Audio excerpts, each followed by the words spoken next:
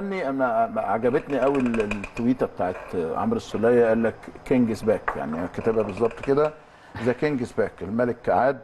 وامام عاشور قال لك يا هنانا ساعدنا علي معلول عندنا. وعمرو حاطط صوره انت وهو وامام حاطط صوره وانت حاطط ايدك على دماغك.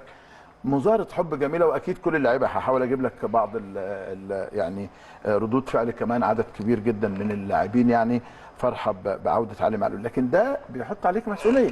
الجماهير عملت لك استقبال خرافي وقال لك دي اهم صفقه السنه دي.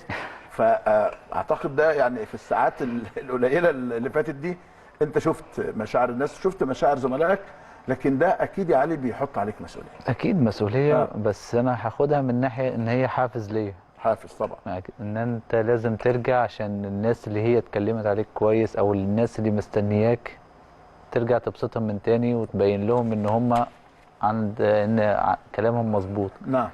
فانا بالنسبه لي مش هاخدها مسؤوليه، بس هاخدها مسؤوليه، وان انا ارجع شويه من حب الناس دي على ارض الواقع. لا ترجع ايه، ما هو ما راحش حب الناس. لا حب الناس يعني موجود.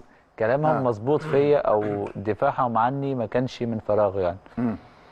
بس السولية انا بس لانه عندك رسائل كتيره جدا عايز، يعني مش ممكن، يعني بسم الله ما شاء الله، ناس فرحانه جدا وكاتبين على قد ايه فرحه عوده علي معلول.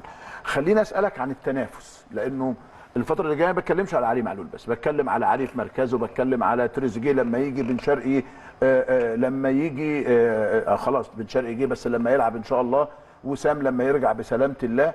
انتوا كلاعيبه ازاي بتوظفوا هذا التنافس لصالح الفريق؟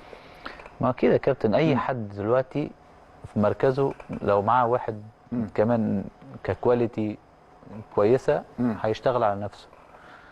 حلو. دلوقتي هيبقى اكتر واكتر شغل اكتر، عشان الاماكن دلوقتي هتبقى شايف ان انت قدامك دلوقتي مهمه اصعب، وانك هتشتغل اصعب. انت دلوقتي لو مثلا كسلت شويه، لا ده في حد تاني هيلعب. انت قلت هيبقى 200% كمان. هيطلع 200% في الماتش، هيركز في كل كوره. ده كله في الاخر هيبقى في مصلحه الفرقه، مصلحه المدير الفني، ان هو عنده حلول كتير. فبالنسبه له مش هتبقى مشكله. اكتر هدف من كره ثابته فرحت علي معلول؟ من كره ثابته؟